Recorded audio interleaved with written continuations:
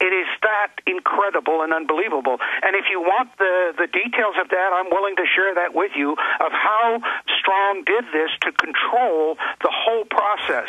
And again, Maurice Strong, an admitted eugenicist. We could play YouTube clip after YouTube clip of him on U.S. television 10 years ago, 20, 30 years ago, calling for forced one-child policies, 80% population reduction, drugging of water supply, everything that's in John P. Holdren's textbook, which was then adopted as policy. But I also want to talk, Tim, about the media blockade. How do we run that? And how do we bring these people to justice? Because they're not only engaged in fraud in these emails and the computer code where their weather models are designed for fraud in the programmer's own notes. We have the programmer's own notes. So we need to talk about that and criminal prosecution of these people for persecuting scientists like you. I'm going to open the phones up for questions specifically on ClimateGate for climatologist Dr. Tim Ball. Top-time climatologist. 1-800-259-9231. 1-800-259-9231. For Al Gore, words are one thing, lies. He premeditatedly is making all this money off of this. George Soros is openly funding it. They're saying it's like Holocaust denial. They're talking about in the emails how to persecute people, how to block their papers from being published, which destroys scientists. I mean, civil lawsuits should be immediately filed by the people that have been harmed. This is racketeering. It's powerful institutions and governments in the emails getting together to block FOIA requests so the documents being requested wouldn't be released because scientists were going, well, your data doesn't match up to what these weather stations said it was. Shut up. We're not going to release it. You're funded by the oil companies. When it's actually a lot of big oil companies financing this. Dutch Roll, Shell, BP, all these big money interests are actually behind this. Dr. Tim Ball, I want to get more into the science and whatever issues you want to cover because you're the brain on this. But I specifically want you to talk about justice and also by bringing these people to justice, by suing them, by criminal charges. But government is behind this, so they probably won't. We will then further force this out into the open and start getting really aggressive with these people that want to tax us and control us and run our lives. Dr. Tim Ball. Yeah, well, I couldn't agree more. And by the way, in a recent Newsweek story, Al Gore said facts are not enough. Well, sorry, Al, the facts are enough, and they're not in your favor. But John Coleman, who was the founder of the Weather Channel, there was a rumor around that he was going to bring a lawsuit against Gore, and it would parallel what you've just been talking about on a charge of fraud. And the grounds was that here Gore had gone out and said that CO2 and carbon, as it's incorrectly called, is a serious problem, and that we've got to get rid of it. We've got to deal with it. And he then turned around and, of course, set up the sale of carbon credits, and therefore that constitutes fraud because you falsely create the problem and then profit from it. And Gore was involved in this, and by the way, Gore's been involved in not just the climate thing, but you go back to the Club of Rome and the overpopulation issues, and he chaired the 1994 conference in Cairo on it. But the whole Gore issue of making profit. In 1998, there was a conference, or a meeting, I should say, in the White House with Bill Clinton, Al Gore, Lord Brown of British Petroleum, and of course you see them putting out ads and so on. And then the fourth person was Ken Lay of Enron. And what they were discussing was how to keep the carbon credits market going, because the carbon credits idea came out of an attempt to get the U.S. to sign the Kyoto Treaty, and the U.S. said, "Well, what are you going to give us?" And they said, "Well, they said, what do you want?" We said, "Well, we want some carbon credits for the stuff we're taking out of the air," and the Europeans said no. But anyway, Gore kept that going, so Gore profited. Now, I think that you you could argue that these people, not only the deliberate falsification of records, which I would think in itself is criminal, but also the fact that they use their data to get huge amounts of government funding.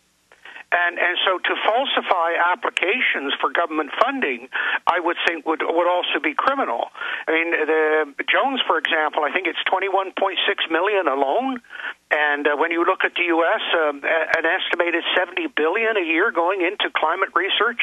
In Canada, Environment Canada spends $6.8 billion in 5 years on climate change research, and all of that went to funding. Well, that's a key point. Let me throw in this piece of evidence. The London Guardian 2 days ago had this headline. In fact, let's pull it up, where the UN calls for global policing of technology, and these select committees will decide what technologies are even allowed, what old technologies will be banned or taxed, and then what new technologies will be funded by government. And then we see Al Gore already making hundreds of millions a year just off government grants to little green technology, that's in quotes, companies that he owns or owns a part of. I mean, this is a total hijacking of the economy by these people. There it is. Global body needed to direct green technology. G77 says, London Guardian, developed nations call for UN body to police battle on climate change. I mean, these guys, it's not just the carbon credits or the carbon taxes. It's taxes on beef, televisions, asphalt, more than one child, just literally water. I mean, they're announcing, people think they're under taxes now. Notice, right as the banks implode the economy, the very same banks are now financing the green takeover. It's not green. It is neo-feudalism. Yeah, and let me just it sounds like a small example, but it's a perfect illustration of what you're talking about, Alex. I was just in Alberta at 5 different farm communities because I've been working with the farmers. They're the ones most directly affected by weather and climate, and prior to my presentation, and it was sort of a dog and pony show, but there was a company selling carbon credits to the farmers. And you say, okay, fine, there's a business opportunity, and you guys are taking advantage of it. That's the way the free market works. And the government have created this opportunity by what they're doing with carbon tax and so on.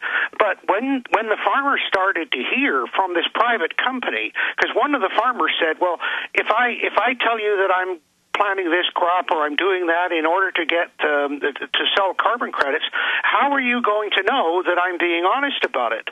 Well, the guy just said, well, hang on a minute. He said, first of all, we've got data on every single farm in Western Canada. He said, we know the precise size of your farm. We know the acreage. We know what you planted. We've got access to land titles.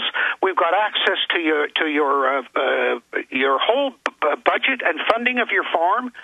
And then one farmer popped up and he said, well, you know, I took some of the government money because I'm in forage crops. And they said, oh, you could reduce methane if you take this money. The next thing he knew, there was a government agent on his farm telling him what he could grow and his crop rotation. So we've already got illustrations of the degree to which this infiltrates down to the individual and the individual. Let me stop you again, though, and ask you this question, because you're so knowledgeable on all these subjects, because you've been in it for decades. Dealing with this, we see the NFL, we see Hollywood, we see News Corp, we see almost every major Fortune 500 company, the oil companies, the banks, all behind this. Green propaganda everywhere. Electric cars, windmills, things that sound great. Advancement. They have a sugar coating on this takeover of things that sound reasonable, but that's all just window dressing. They're not going to stop now because we've caught them in all this fraud. They're going to continue because the entire power structure has admitted that this is the main funding mechanism and regulatory global control for world government, as Maurice Strong and Al Gore and the new head of the UN, the new Ban Ki-moon, the new head of the EU, Von Rompuy, they admit this is the key to their whole world government. They hadn't expected us to be this effective. They thought they'd just call us Holocaust deniers if you call Obama a socialist, you hate black people, has nothing to do with it. This isn't working anymore. So knowing them, what do you expect them to do? Go to some new crisis? They're now saying the oceans are going to turn into acid. I mean, are they going to say that, what's their new fraud going to be? And how do you see them countering this? Well, of course, one of the arguments that's coming back is that, okay, these guys cook the data, but there's still enough evidence out there that global warming is occurring and that the CO2 is increasing. In fact, there was a report from a government agency just the day before yesterday saying, oh, look, CO2 levels are continuing to rise. Well, yes, so what? The fact is that what caused them to shift from talking about global warming to climate change was that from 2002 on, the temperature started to go down, but the CO2 continued to rise. And we know from the science there is no connection between CO2 and temperature. And one of the things that's happened in the science community here, Alex, is they've completely hijacked the scientific method.